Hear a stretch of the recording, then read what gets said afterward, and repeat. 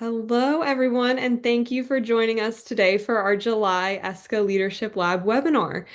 Today, we are going to be talking about the human side of safety, creating a culture of care in events. So, your hosts for the webinar today are Allie Gramlich of CSI Worldwide, Michael Kaack of GES, and Geb Walter of Freeman. So, without further ado, I am going to kick it off to our wonderful hosts. Perfect. Well, thank you so much, Rachel. And I am so excited to moderate today's Leadership Lab powered by ESCA's Rising Leadership Committee, and especially talking with Michael and Jeb. I don't think these two need much prompting from me because they're both so passionate and well versed in this space. So I would like to just jump in and let's start defining what the duty of care means to you. Michael, do you want to kick it off for us? Yeah, so thank you, Allie. The duty of care is really very simple to me. It's about how we take care of our employees, how we engage our employees, to give them the best environment possible to be productive, and to make our industry succeed. So really, it's about just providing them a safe, productive work environment and giving them the tools and knowledge on taking care of themselves in their entire work area. I love that. And Jeb, do you want to give us a perspective on how we can define duty of care from the context of live events and exhibitions, where you're seeing it kind of show up most during show days, move in, move out, etc.? Yeah, sure. I think duty of care, a lot like what Mike said, is along the lines of obviously keeping our folks safe at the end of the day, but this really goes to the bigger picture of it's an event and we're responsible for everybody on that show floor. We all are collectively. And duty of care really aligns with that. So are we setting up appropriately? Are we taking the time? Are we aligned with our clients? Are we aligned with our EACs, all of our partners on the event, that everybody is responsible and taking that ownership? So it really aligns with and breaking it down, whether you're loading in during the show and load out. Those things change a little bit based on what's going on. But at the end of the day, that's the opportunity for all of us, is to make sure that we're all going home in the same way that we got there. And I think that was where we are trying to extend that out further and further to the different groups to ensure that we're all aligned and on the same page. That's great. That's a great point. And just making sure that our teams are creating a safer environment from all the GCs, venues, labor, exhibitors, et cetera. It's a collective gathering of safety rather than just one GC or another, et cetera. So that's a great point. I think one thing that's especially relevant for this group and everyone listening in, rising leaders alike, may not be always the final decision makers in our group, but they're often close to the work that's happening and the people that are doing the work. Can you guys let me know, both of you, what role do rising leaders play in creating or maintaining a safer environment, even when they're not the person making that final call? Yeah, I'll go. I think for me, it's really about, are we doing the right things at the end of the day, right? Whether it's Freeman or GES or our client or our partner, at the end of the day, we're all responsible and accountable. And I think in the scope of what we're trying to accomplish and what our role specifically is taking that thought of what does safety look like in that particular role. Whether I'm a decision maker or not, is whatever I'm producing at the end of the day going to be safe for people to attend and go home in the same fashion that they made. It might be very small, it might be huge, relevant to what you're doing. But that's the mindset shift that I think we're all looking at, especially in the industry right now, as safety is such a topic that what am I going to do? And what is my role to ensure that safety is paramount for all involved in whatever role that might be? Yeah. So again, Jeb makes a great point, but it's one of those things where I tell our people at GES that this isn't Mike Kaack's safety program. I just manage it through our safety committees and engaging our employees. We get a lot of our ideas are from rising leaders, the fresh set of eyes that get to come into our industry and see things from a different perspective. Our sales team that sees things from the sales perspective, or client services seeing it from a client services perspective. A lot of times Jeb and I don't get that opportunity to be out there and seeing it from those perspectives. We see it from the nerdy safety guy perspective. So these rising leaders that are coming into the industry, it's funny to see their face the first time. They're like, whoa, what did we just walk into? But they're pointing out things that we've been seeing for the last 15 years that we just kind of get used to. And so getting their perspective, getting your set of eyes on things truly helps us and allows us to build and really strengthen our safety culture throughout the entire industry. Perfect. Yes, it's great to always have fresh perspectives because we're kind of used to just what we're used to, right? The daily grind. So that's amazing. Why don't we dive a little deeper as we're thinking about the full event cycles and the risks that can look different during the move in, show days, move out. Let's start with move in. It can be fast and hectic, and then we could go to show days, which also come with their own pressure, and then finally move out where everyone just wants to get the heck out of there. Can you give me just these different phases and some of the biggest safety or duty of care risks you see? Let's start with move in. Yeah. So Yeah, I think. Oh, for go ahead, Mike. Yeah. Oh, sorry. So like for moving, I'll just, highlight a few things and I'll let Jeb kind of take over the rest of the things on the move in. But during the move in, most things are usually a lot more structured than they are on the move out. So you know what phases you're in, and you kind of have a little bit more control over safety on the move in because of that structure. But really, it's about slips, trips, and falls. Keeping your work area clean and clear. I know it's big in our industry where people just kind of chuck everything everywhere they want to go, get it out of their workspace. They're not being considerate of other people's workspaces, whether it's inside of a booth or in a no freight aisle. So really, just keeping and maintaining a clean workspace really drives down the hazards on a move-in because you're eliminating a lot of the slips, trips, hazards, and it's free. It's not something that we invest, hundreds of thousands of dollars a year in every year. It's free to throw your stuff away. It's free to pick up after yourself. So, just controlling slips, trips, and falls on the inbound, I know is a huge opportunity for the entire industry. Jeb? No, I would completely agree. I think even getting down to when we're loading in, it's opportunity, right? We're getting organized, we're trying to get our stuff together. And then when you start adding other groups and layering other hazards to that, I think one of the biggest things for me, obviously, is a tidy area for slip, trips, and falls, but it's also the struck by, right? When our forklift operators, and God love them, their job is very hard, maneuvering through a busy hall with things everywhere, and then you add people in the mix, right? That gets very challenging. And I think for me, that's one of the areas where it's having everybody aware of their surroundings and knowing what you're walking into, that you are on an active work site at the end of the day is really paramount. And I know Mike will probably bring this up too, but I know speaking for both of us, our pet peeve, you got to get off your phone. If you have to make a phone call or you need a text or respond to a text, you got to go somewhere where you're not in the way.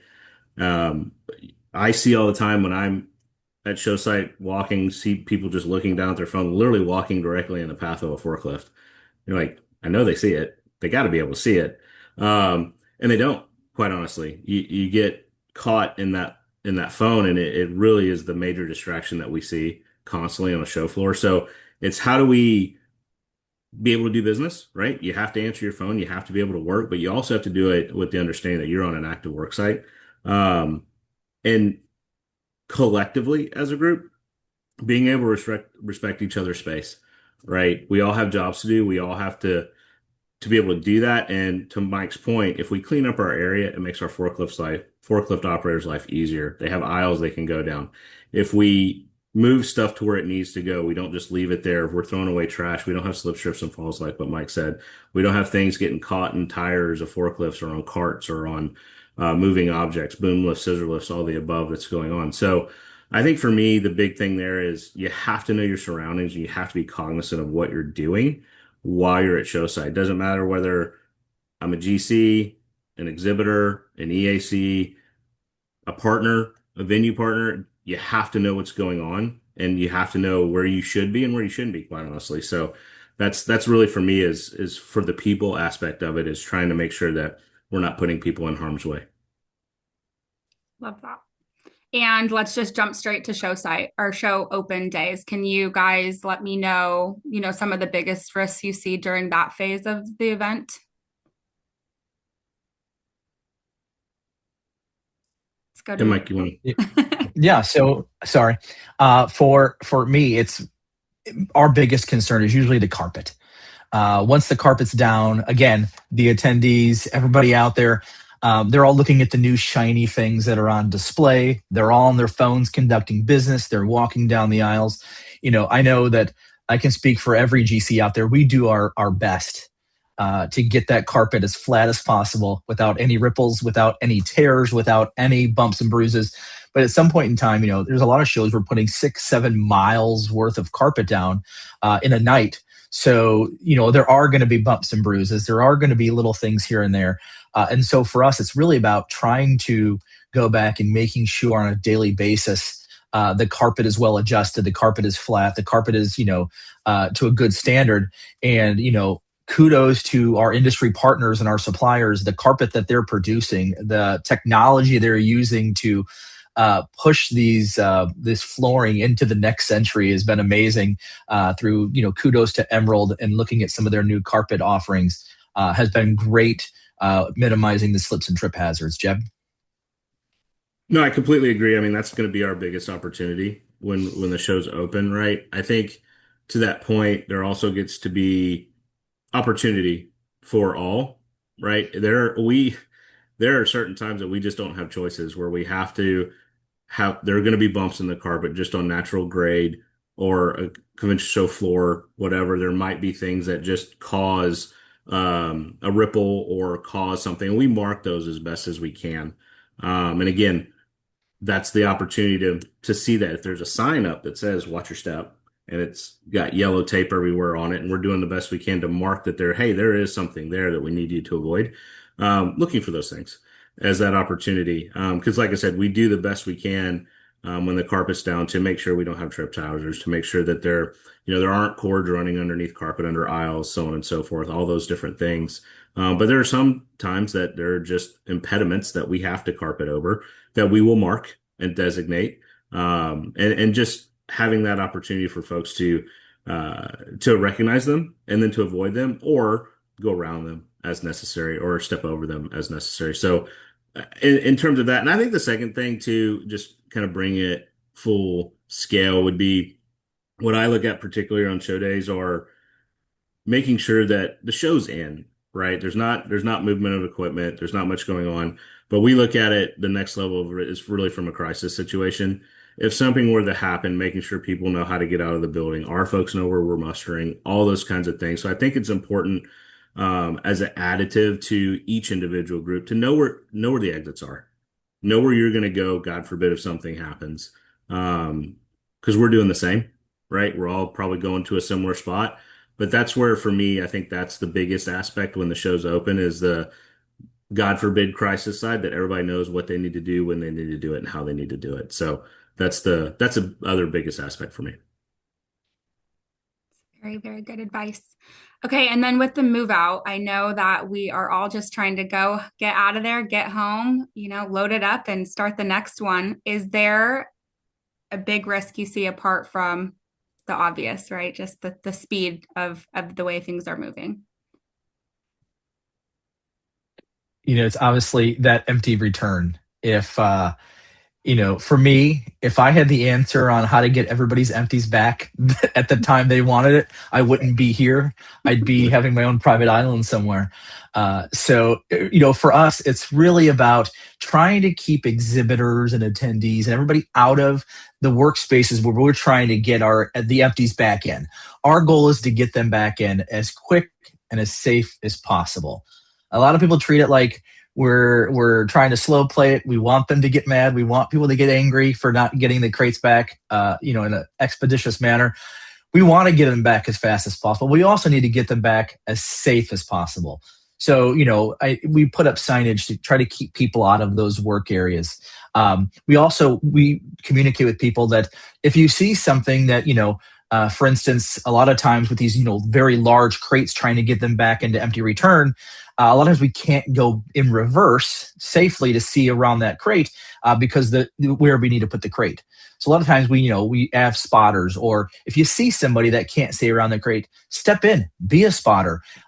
Help out. We're all one team. If we could, really minimize, the amount of blind corners and the lack of sight going around a large crate, whether you're an attendee or an exhibitor or whomever standing out there, if you see somebody struggling to see around a crate and they can't go in reverse, be their set of eyes, help guide them. We're all one team, because again, the quicker we can work together and the safer we can work together, the quicker we can get those empty crates back out. So for me, it's really about that empty return in those first few hours after show break, trying to get the floor clear and trying to get the empties back as quick and safe as possible. No, I couldn't agree more, Mike. I think additive to that is there's got to be a level of understanding of how the process works too. The first thing that's going to come out is the carpet. That takes time. So the more that we can't get the carpet out, the slower the empty return is going to be at the end of the day.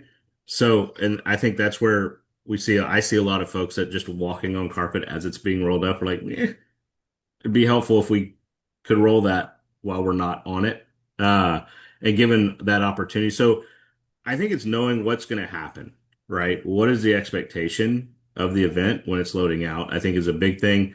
I think a lot of people take for granted, even we do sometimes, that the carpet does take time, and we're really good at it. We'll start rolling it up. People are moving around it, but those empties are coming right after, as soon as they can get in there, right? And I think to everything Mike said, one of the things that he said that resonates to me is if there's a blind corner and you can help out, right, the operators and whatnot. But I do think it's also about making eye contact with the forklift operator. I tell people all the time, make sure they see you, and you do that by making eye contact. Hey, I'm here, and they'll be pretty willing to tell you, hey, I'm going that way, or I'm going that way, or I'm going right where you are.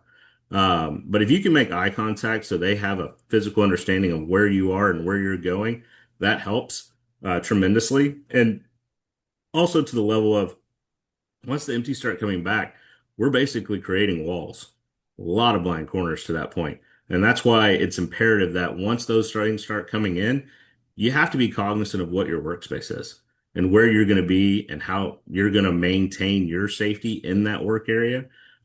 Because we're just bringing back the product for you to put it in to get it back out, right? So working together on that is, again, keeping that area clean, because we're going to run into the same issues that we had on the in that we are in the out, right? With trip hazards and so on and so forth. So keeping that area clean as much as possible, because it goes quick. We all know that. But that to me is the big thing as we add to it is, how do you make sure that we're all collaboratively on the same page with what the scope of work is to ensure that we're not getting in each other's way? Great. Well, let's just wrap this up kind of, but start with giving a piece of advice for our rising leaders that, we've already defined what role they can play in maintaining a safer environment, even if they're not the final person making the call. But what is one or two pieces of advice you can give to this group in particular, the rising leaders, that may have been in the industry for a long time or may not have been in the industry for a long time, to make it a safer place for everybody? Yeah, so I would say stay engaged. I don't know of any safety professional in this industry that's going to, turn their blind eye to you. If somebody comes to, Jeb or myself or whomever, whatever company, our job is to engage and provide that support, and to listen and to encourage. So stay engaged. Though you might not think that safety plays a huge part in your role in the industry, when it comes down to is that, if you're in client services and your client has a deadline, but now we can't get into a door because that door is being shut down because of an accident investigation, that pushes things back. That impacts your customer. That impacts your client. And I haven't met a client or a customer that doesn't want to talk about safety. When you talk about safety to any customer in any industry, I don't care about safety. We don't need to talk about that.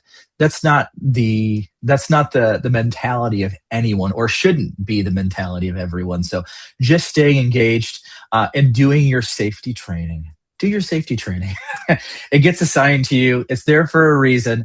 Do your safety training. And I know I'm sure every company has their bumps and bruises when it comes to safety training, but Jeb and I and our teams don't develop training for the fun of it.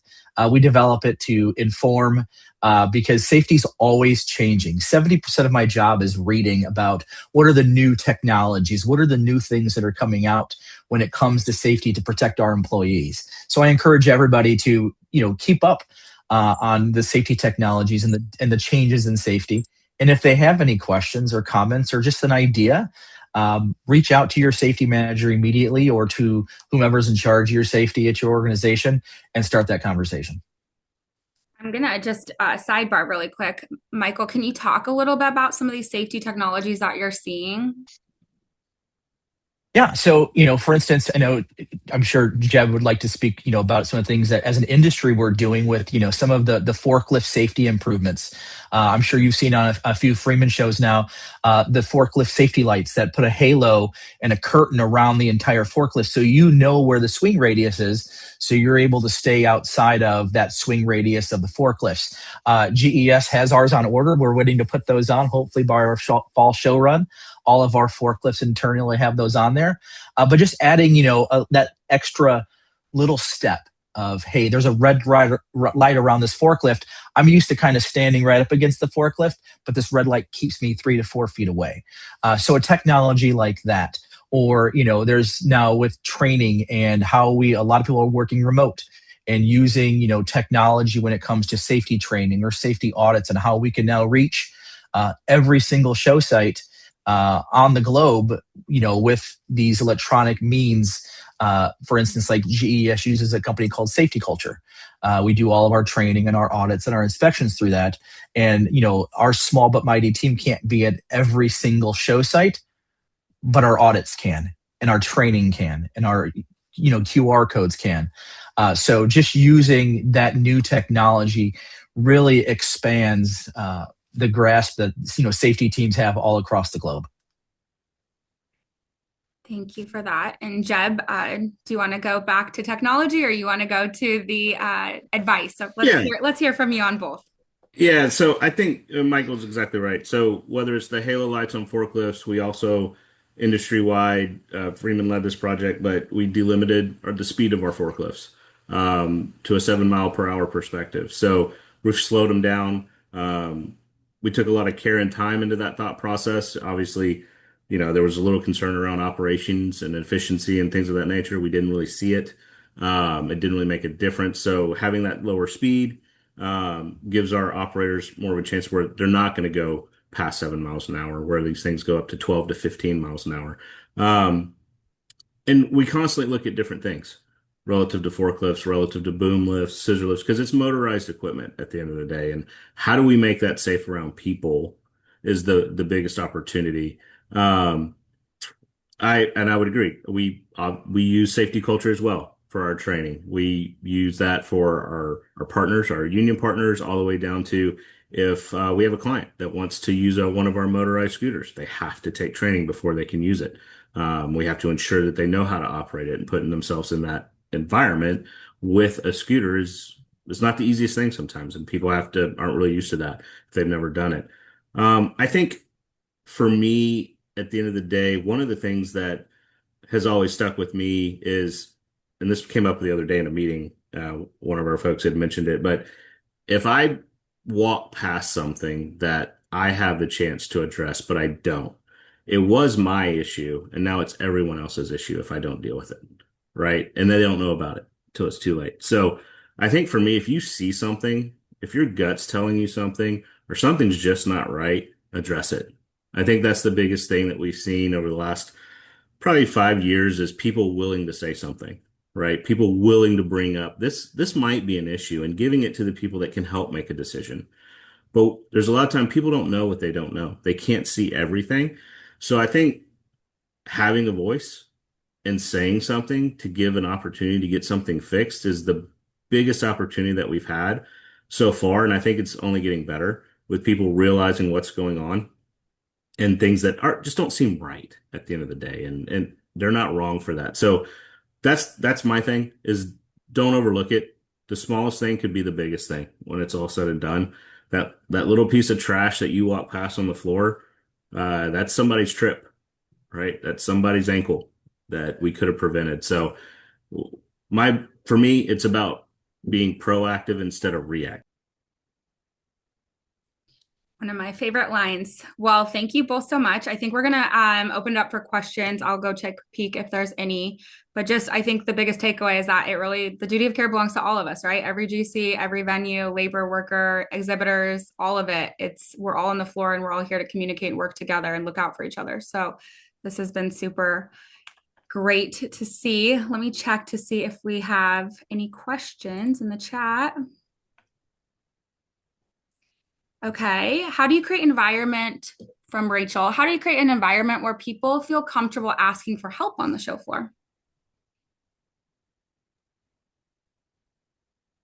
I think for me, it's a lot of what we do. We encourage people, like we have our safety talks out in the open, right? We encourage people to listen in. If you're walking by, you'll see 30, 40 people standing around up to hundreds of people standing around where we're providing safety talks. And our message to them is the same it would be to anybody.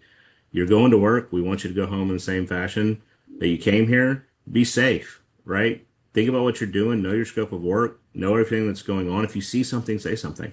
And that's really kind of resonated with a lot of folks and how we're letting them know, hey, if somebody asks you for help, address it or point them in the direction of somebody that can help them, right? They have a question for a reason. So really kind of changing that mindset of, it's not, that is a part of our customer service opportunity is to keep people safe.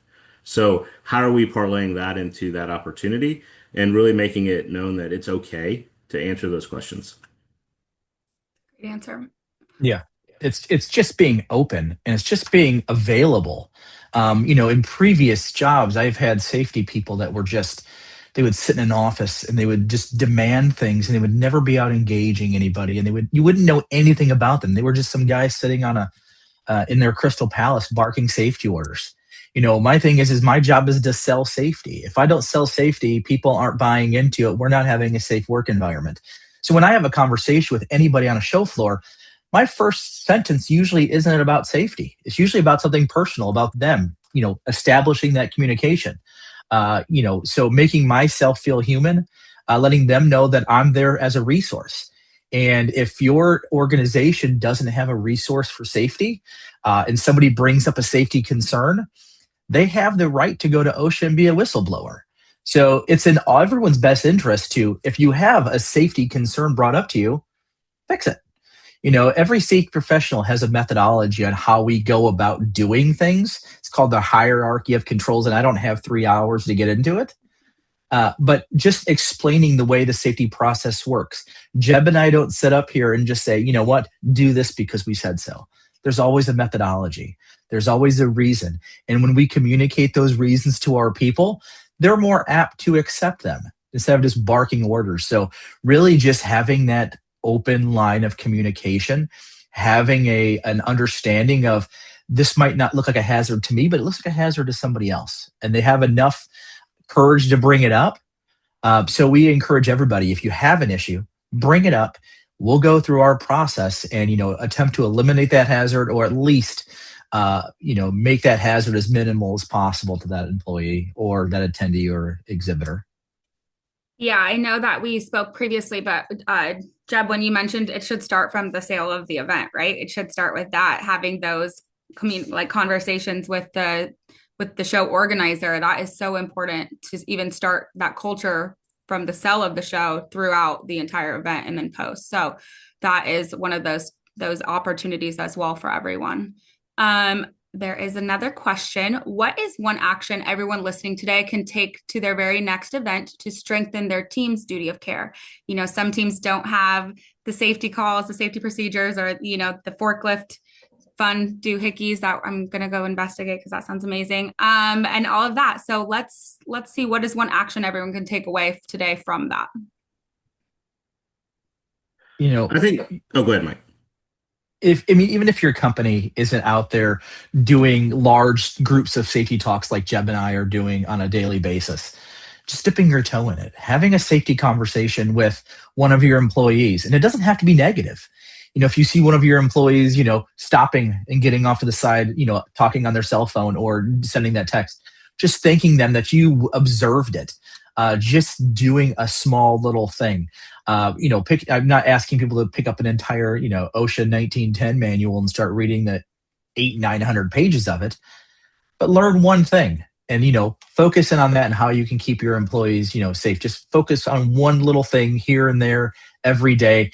And before you know it, you'll, start developing a true safety culture, just little baby steps.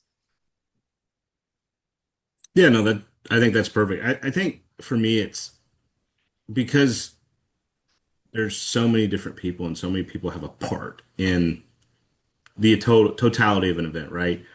My the biggest thing for me is the one thing you can do is what are you gonna do? What is one safety thing that you might ask a question about, right? If you're whether you're in sales, whether you're in operations, whether you are um, physically doing the work, right? What is one thing that you noticed or you have seen or you have heard that you want to address, right? If you're going to show site and you've never been to show site, take a second, right? Think about what I'm walking into.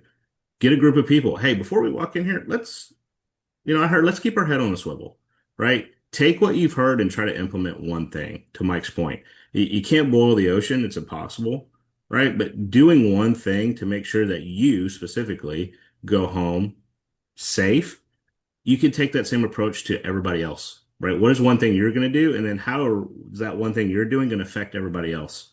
And if it's, spreadable, then mention it, right? And like I said, the littlest things go the long way, right? At the end of the day, you get the little things right, the bigger things usually tend to take care of themselves. Excellent. Well, any other questions in the chat for the two gentlemen? Okay. Well, I have loved chatting with y'all today. This is so fun. Well, thank you all so much. I know I learned an incredible amount about duty of care today, and next time we all get on the show floor, I'm sure we will all be safer because of this conversation. So thank you. And with that, I just want to thank all of our listeners who joined us today. We hope that we'll see you next month on August 18th, where we will be talking with Andre Burns of Shepherd and Bryant Preston of IATSE about working with labor and what every rising leader needs to know. So Hey, with that, Rachel. any last words? Hey, Rachel, one question did just come in. Oh, perfect. And I didn't want to miss it if we have a minute. Um, how can vendors be better partners on safety? I think it's a great question. I'll just quickly go here.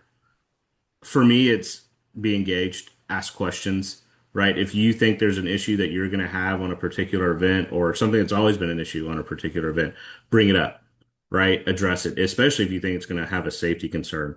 I think the other aspect of that is if you don't know who your safety people are in your particular city, reach out, have a conversation, set up a meeting. Um, Michael and I organically do that once a month. We just have a meeting with the safety professionals in the industry. What are you dealing with? I'm dealing with the same thing. It's usually going to be very similar. So I would say start conversations. There's no wrong question. There's no wrong answer. But know who your safety partners are with that, with your companies that you're dealing with, and just have conversations. And I think that's the biggest thing is we don't know what we don't know. We might think something is going great, and it might be a huge issue for you. So ask the question and start a conversation. Like I said, Mike and I can talk about this all day long, so we don't want to keep you on the phone, but this is one of the things that helps us and make it not an issue going forward. So that would be my recommendation. Yeah, just getting us involved before, we have vendors that will just throw a product out there and say, here you go, here's a new product. And then we look at it, we're like, safety wise, that might not be the greatest improvement you've made on your product. It might be more productive, might be stronger, but it might not be the safest. So, we have vendors that, I know I work with closely, before that, when they're in the R&D stage of bringing out a new piece of material, that they know that their biggest clients are going to be GES and Freeman, they'll talk to us about, hey, we're looking at doing this as a hanging sign metal, or we're looking at this. What are your guys' thoughts? And they incorporate us before they even go into R&D. So we, a lot of times, I'm not an engineer, so I don't have, I'm not going to sit there and give them, engineering advice, but I know what it's going to take to be safe in our industry. And so they get us involved right away. And so we're there on calls, kind of spitballing things. So really getting us involved before, you invest millions and millions into a new product, just having conversations. Hey, this is where we're looking to go. What are your thoughts and concerns, possibly going on there? So it could save a lot of headache and a lot of time and money down the road instead of releasing a new material that GES and Freeman might not even be able to use.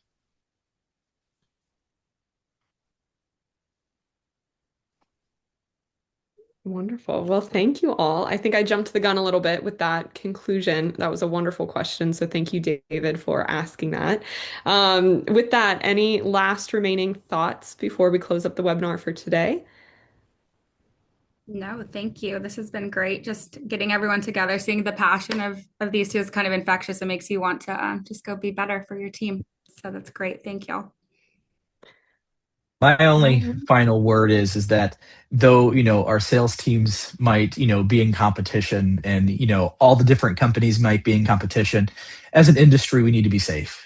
Jeb and I, like you said, meet all the time. We're always communicating. We don't hold anything back because we're using the same people. We're doing the same processes. And that's the way we need to be with, every company. If we're all safe, we're all winning. So be on the same page, no matter what our sales teams are going to do.